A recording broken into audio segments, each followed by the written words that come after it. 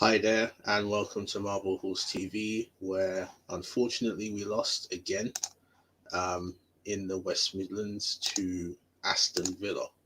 Um, now, my view of this game.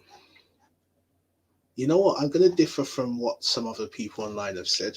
Um, some other accounts. I don't think it. I don't think anyone specifically had a bad game. Now that may be a minority view. To be honest, I don't give a fuck if it is, but I generally don't think. Um, I generally don't think anyone had a really bad game. Um, I think the issue here, though, was that we just lacked cutting edge. We had possession, but possession alone means fuck all.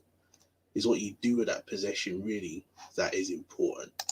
Um, and yeah, I think generally that is why we lost the game today. Villa, I think, probably managed the game better. Um, but in again, we were just very poor in the final third. Um, for me, that is the crux why we lost this game.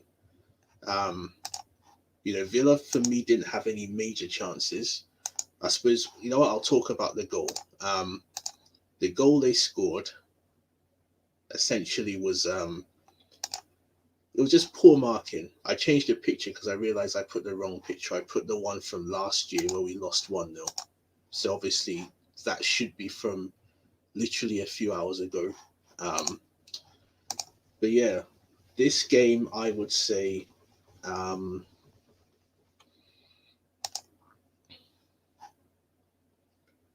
this game I would say is basically the goal we conceded should have been covered better in the first minute. You should have been switched on. Um, could the goalkeeper have done better? Probably not, in my opinion. I think it was fair, but you know we did dominate possession, but what did we do with it? Villa had chances. Don't get me wrong, but nothing serious in my honest opinion. Nothing really to test us badly. Ryan made standard saves, in my opinion. None of their shots really were cutting edge or headers or whatever. But I just think if we just up the tempo in the final third by two or three, what am I saying, two or three? Probably by, say, 20, 30%, I think we would have won this game pretty comfortably because I think they were there for the taking. Did they deserve the win? Probably they did. I think they did take their chance and they managed it better. But again, I think when you have so much possession, I think we had 65% possession, then the onus really is on us to try and do something with that possession. And for me, that is why we lost this game. Um, you can say could have, should have, maybe, but the frustrating thing is that we've lost two games in a row. Don't get me wrong, against decent teams. I know Wolves haven't done well lately, but they are a good team with a good manager. Um, that basically, due to our own faults and our own stupidness, have lost. And for me, that's unacceptable. Now, does that mean the manager has to take some of the blame? I think he does. I genuinely think he does. But yeah, we'll have to see it as it is in this regard. But it's disappointing. But again, like the Wolves game, we just have ourselves to blame. Hence the title there, self-destruct again, because that's, in my opinion, what happened. So Villa won the game. Yeah, good for them. They can probably get Europa League at least this season if they win their other games in hand. But as for us, I'm going to say this, sir, and this isn't to diss Arsene Wenger. The way that we've played the last few games is very Wenger-esque, and the mistakes we've made are very Wenger-esque. Um, and the people who've been making those mistakes are not Wenger players, but they still have the same mentality of Wenger players. David Luiz, Bernd Leno, and I rate Bernd Leno. I think is he world class? No, but we still have. Again, I don't want this to sound as if I'm disparaging Arsene Wenger because that's not my intention at all. But we still do have the vibe of Wenger surrounding the football club in terms of how we approach things on the pitch, off the pitch. Basically, the last two games we had is basically how we would have lost a lot of the games towards the latter end of Arsene Wenger. Poor tactical choices, poor subs, and in this case, I think poor attitude. Um, okay, let's put it this way. We lost this game like how Liverpool lost to Brighton. Liverpool had bare possession, more chances, but Brighton were more clinical when it mattered, and I think that's what sums this game up. And Liverpool are a better team than us. They've got better forward players, so you can argue on them it shouldn't be as bad. But for me, I just think we made too many bad choices in the final third, or when we had the opportunities. For example, there was a breakaway when Lacazette in the first half. What was he? He had Pepe, I think, on his left, Saka on his right. I think if he made that choice, probably, I don't know, 5 seconds earlier, probably say 2 seconds earlier, he could have put Saka on his right. Saka would have been through on goal essentially. Again, some of our crosses were wayward.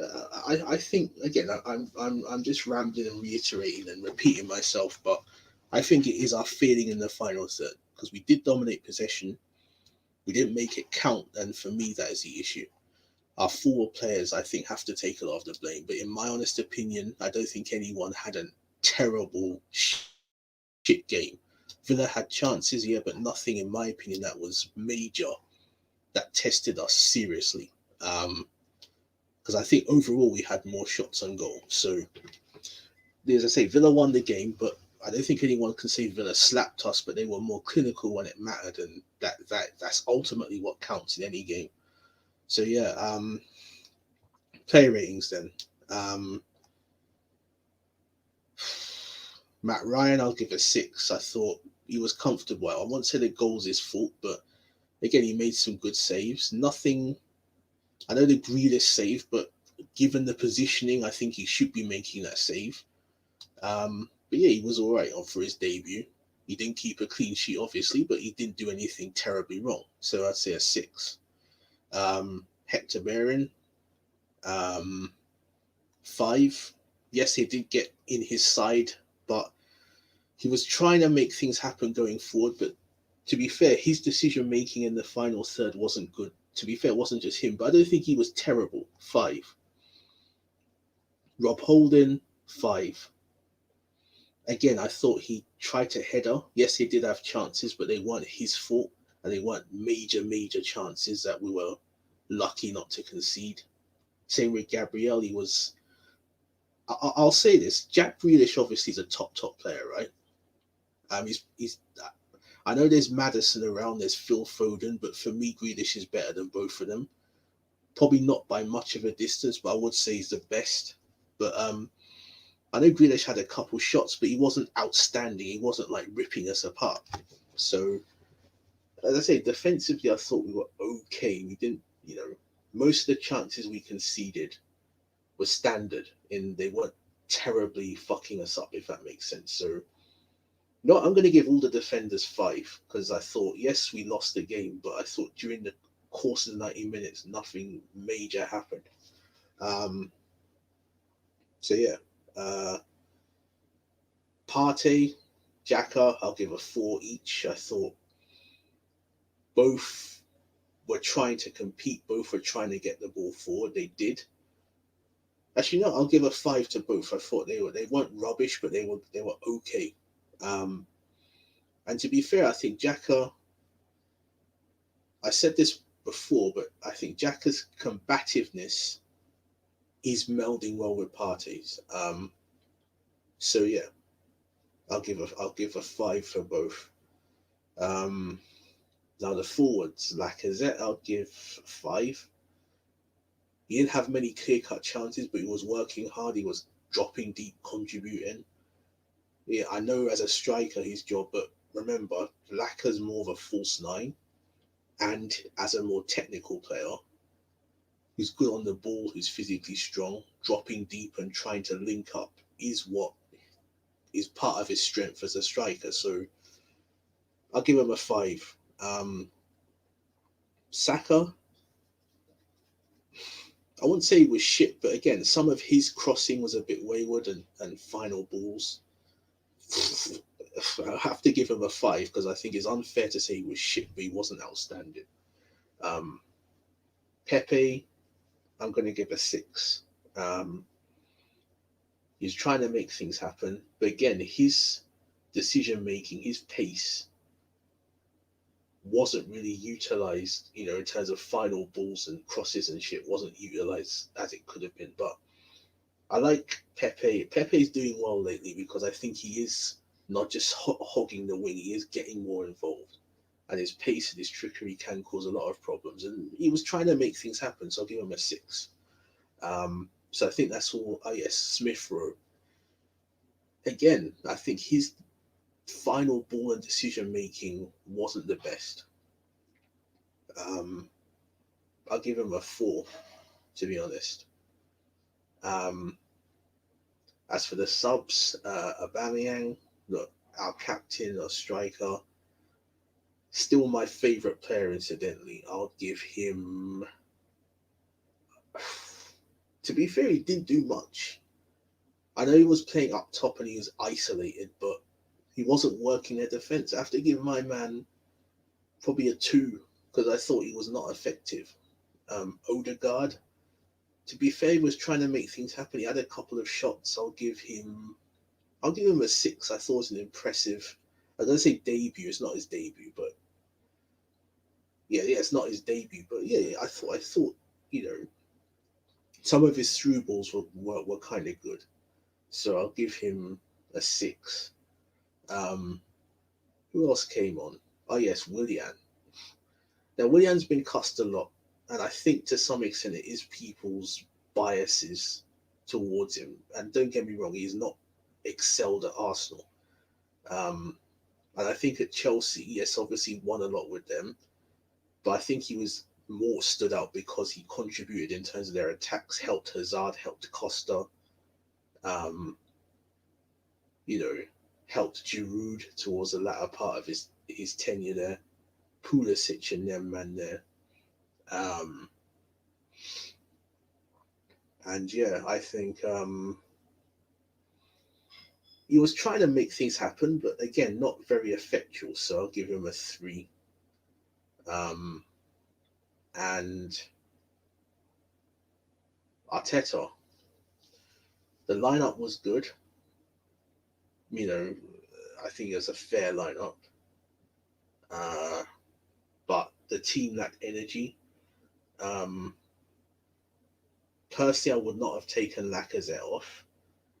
I'd have done a little experiment, if that makes sense, with Laka and Alba, maybe as a top 2 or Laka just playing just behind. And I'd have told them all the front 4 to interchange. So, yeah. So Alba could interchange with Saka and Pepe on the left and right and stuff. I think that would cause Villa a lot of problems because I think Laka was playing okay. Taking him off, really, I don't know. Plus, if you had the 2 of them at the box in a given occasion, then you can cross into them. They could interchange and interplay and pass, and I don't know. Putting on Willian and not Martinelli. Some people have criticised that. Again, I agree. Somewhat, I can see where they're coming from. And then putting Saka at left back. To be fair, Saka was trying to make things happen. He was getting crosses in. But again, I think for me, to reiterate again and myself, that was our failing. Our final balls were poor. And yeah, that is that really. So I have to give Arteta probably a 3, a low score, generally because he did not get the team fired up enough. And I don't think he made the right subs to get the best of the team. Because I'm going to say this again, and probably for the last time for this video, that yes, Villa won. They were more clinical when it would matter. But if we just up the tempo by 20-30% in the final third, I think we'd have won this game pretty comfortably because I think they were there for the taking. and that's ultimately why we lost this game, in my honest opinion. Um, so yeah, um, that is that. Then we currently sit, I believe, is it 10th or 11th? I think top four is a myth this season. Um, could we get better than eighth than last season? Possibly. We got Benfica in the Europa League, or obviously out the FA Cup. Um, and yeah, and big up to Stephen Featley. Check out his channel. He kindly lets me on his channel, so just as to return the favor, check him out. As you can probably see there, 2 p.m. A watch along for the Women's Superliga. Um, and he goes on to say, Arteta hasn't changed a thing. No intensity, creativity, subs for crap, no ideas. Hashtag Arteta. I have to agree 100%, Stephen.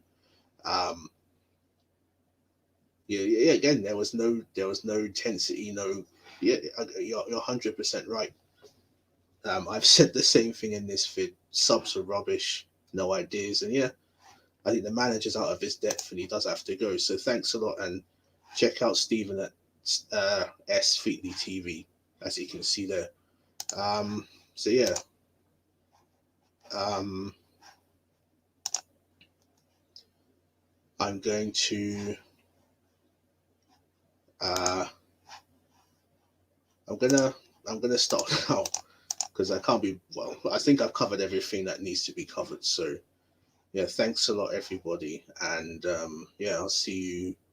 I may be doing a video later today, if not, then by tomorrow. So yeah, thanks a lot, everybody, for watching.